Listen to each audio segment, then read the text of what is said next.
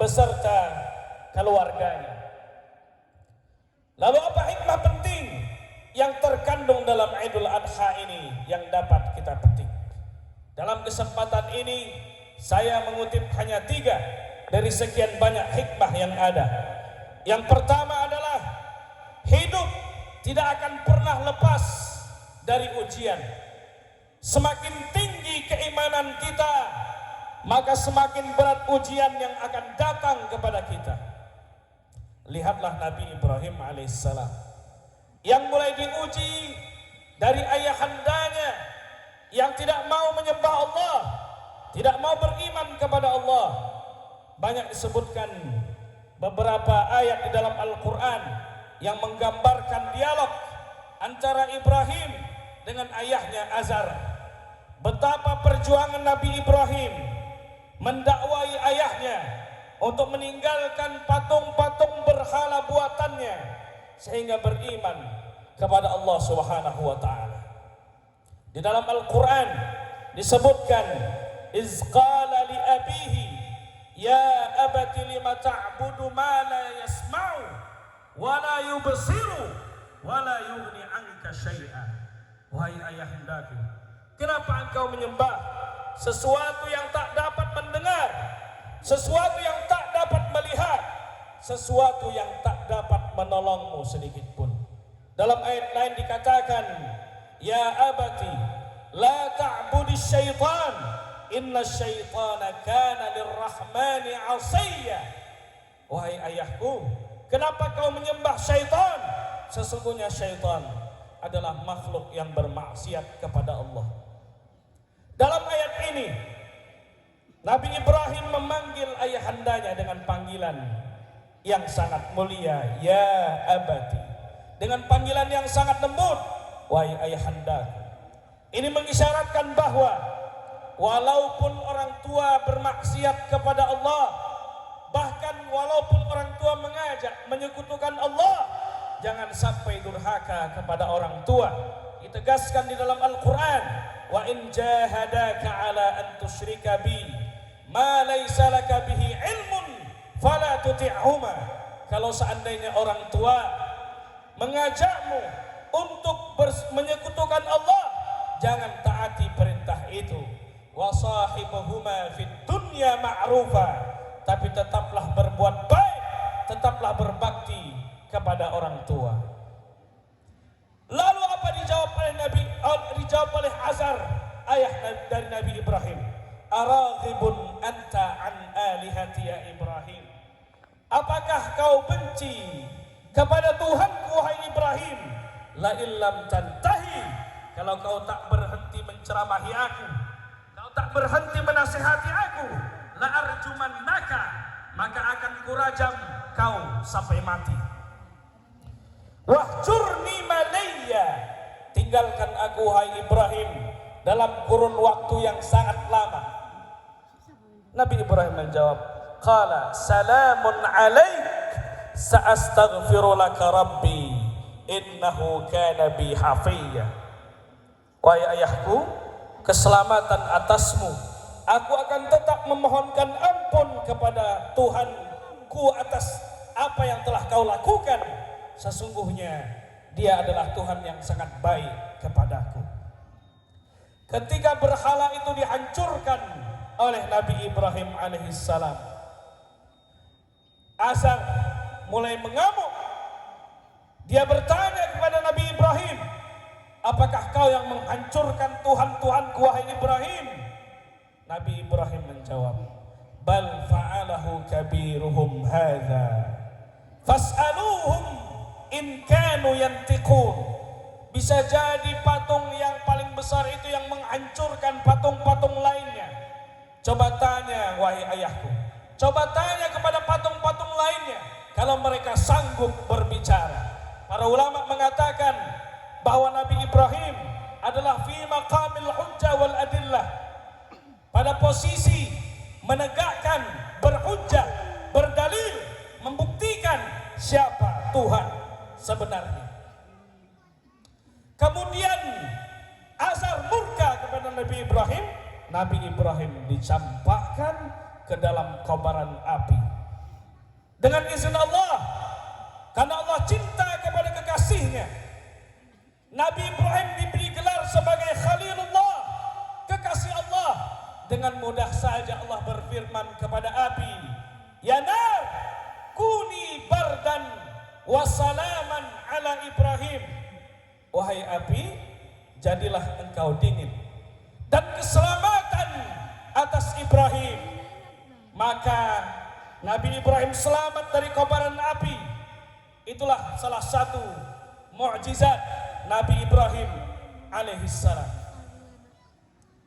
Kemudian ujian selanjutnya disebutkan di dalam kitab tafsir Al-Quranil Azim yang dikarang oleh Imam Ibnu Katsir, bahwa selama 86 tahun Nabi Ibrahim bermunajat kepada Allah agar dikaruniai seorang anak. Doa itu sering kita bacakan, sering kita dengar, Rabbi habli minas salihin.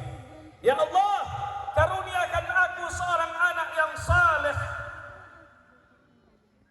Selama 86 tahun baru diberikan anak, dikaruniai anak. Ketika sedang sayang-sayangnya kepada anak, anak itu bernama Ismail.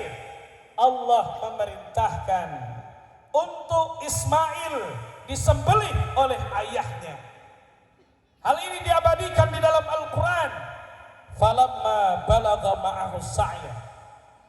Dan ketika Ismail telah cukup umur bersama ayahnya, qala, Ibrahim berkata kepada anaknya, ya bunayya inni ara fil manami anni azbahuka fanzur maza tara. Wahai ananda, wahai anakku, sesungguhnya ayah melihat di dalam mimpi bahwa ayah menyembelihmu. Sekarang pikirkanlah nak, bagaimana menurutmu tentang apa yang Allah perintahkan kepadaku? Qala, Ismail menjawab, ya abati f'al ma tu'mar satajiduni insyaallah minas sabirin. Wahai ayahku, laksanakan apa yang diperintahkan Allah kepadamu, niscaya engkau akan mendapatiku termasuk orang-orang yang sabar. Kalau bukan karena ketaatan kepada Allah, kalau bukan karena tawakal yang sangat kuat, tidak mungkin Nabi Ibrahim sanggup menjalankan perintah Allah itu. Maka dengan izin Allah, Allah ganti Nabi Ismail dengan hewan yang datang dari surga yang disebut dengan kibas. Itulah sebab disyariatkannya Idul Qurban, Idul Adha.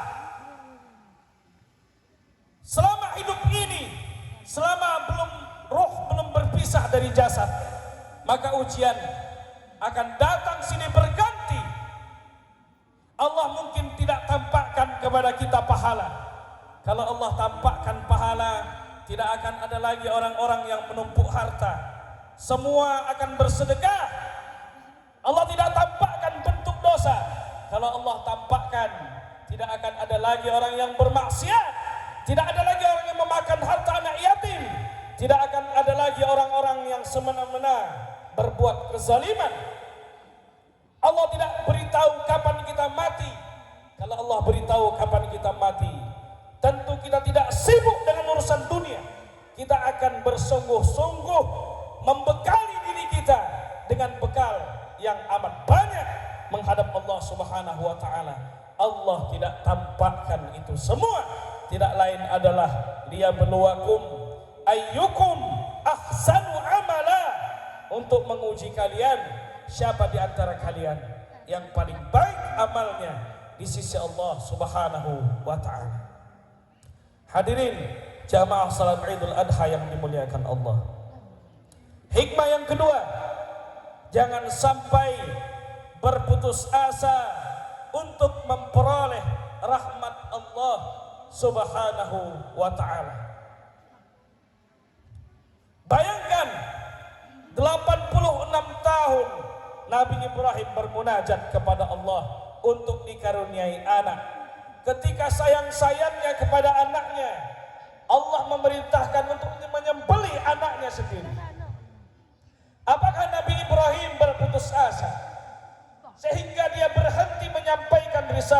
kebutuhannya. Tidak sama sekali.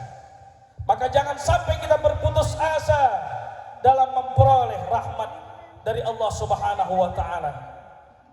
Doa yang kita munajatkan, yang kita tadahkan kepada Allah, pasti Allah akan mengabulkan doa itu kalau kita taat terhadap perintahnya.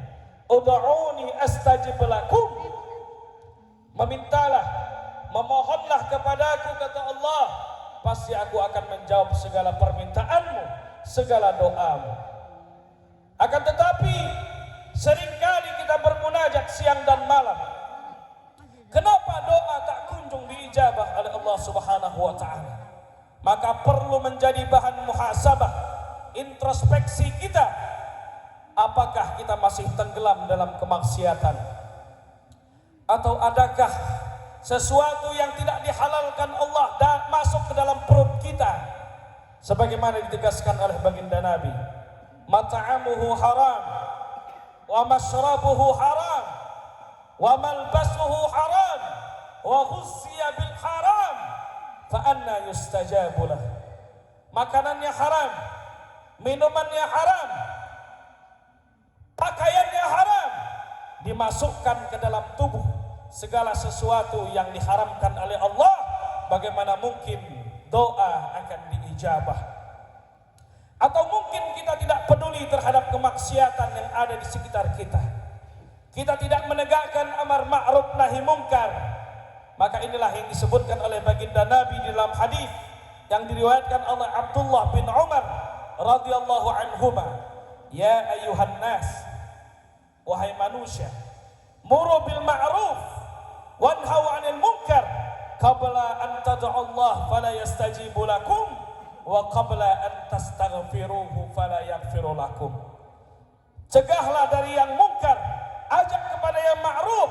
Sebelum kalian berdoa, doa tak akan diijabah. Sebelum kalian memohon ampun dosa, tak akan diampunkan oleh Allah Subhanahu wa ta'ala. Maka berapa banyak umat Islam yang melaksanakan salat istisqa, meminta hujan di lapangan berhari-hari, tapi hujan tak kunjung turun. Oleh sebab itu perlu untuk bermuhasabah, apakah kita menegakkan amar ma'ruf nahi mungkar di tempat, di sekitar kita, sehingga rahmat Allah turun kepada kita. Hikmah yang ketiga adalah Idul Adha mengajarkan solidaritas yang tinggi kepada kita. Daging sembelihan kurban yang kita bagikan kepada saudara kita menunjukkan bahwa Idul Adha mengajarkan arti solidaritas yang tinggi terhadap sesama. Saudara kita banyak di antara mereka yang jangankan membeli hewan kurban, membeli daging, jangankan membeli daging, membeli beras saja mungkin mereka sulit. Oleh sebab itu, itulah yang diajarkan baginda Nabi sallallahu alaihi wasallam, la yu'minu ahadukum hatta yuhibba li akhihi ma yuhibbu li nafsihi. Tidak beriman di antara kalian sampai kalian mencintai saudara kalian sebagaimana kalian mencintai diri kalian sendiri. Itulah yang diajarkan oleh baginda Nabi, bahwa kita adalah satu kesatuan pada hakikatnya. Al-mu'minu lil mu'mini kal bunyan yashuddu ba'duhu ba'dha. Saudara iman seiman satu, saudara yang beriman antara satu dengan lainnya adalah bersaudara, adalah bagaikan bangunan yang saling menguatkan antara satu dengan yang lain. Kalau kita tidak peduli terhadap sesama, tak merasakan pedihnya apa yang dirasakan oleh saudara kita, maka perlu dipertanyakan keimanan kita. Karena Nabi menegaskan, laisa bil mu'min man yabitu syab'an wa jaruhu ila janbihi ja'iun. Tidak dianggap seseorang itu beriman, belum sempurna imannya, kalau dia sanggup tidur pulas dalam kondisi kenyang, sedangkan tetangganya, kerabat terdekatnya dalam kondisi lapar. Oleh sebab itu, ketika kita membagikan daging kepada saudara kita, kepada fakir miskin, kepada du'afa, sejatinya kita telah membesarkan hati mereka bahwa Islam adalah agama yang penuh kasih sayang, bahwa Islam adalah agama yang penuh kepedulian.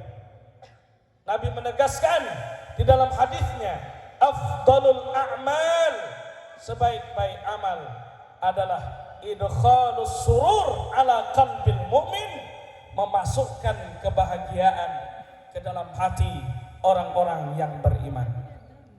Barakallahu li wa lakum fil Qur'anil Karim wa nafa'ani wa iyyakum bima fihi minal ayati wa dzikril hakim wa taqabbala minni wa minkum tilawatahu innahu huwal ghafurur rahim. Allahumma salli wa sallim ala sayyidina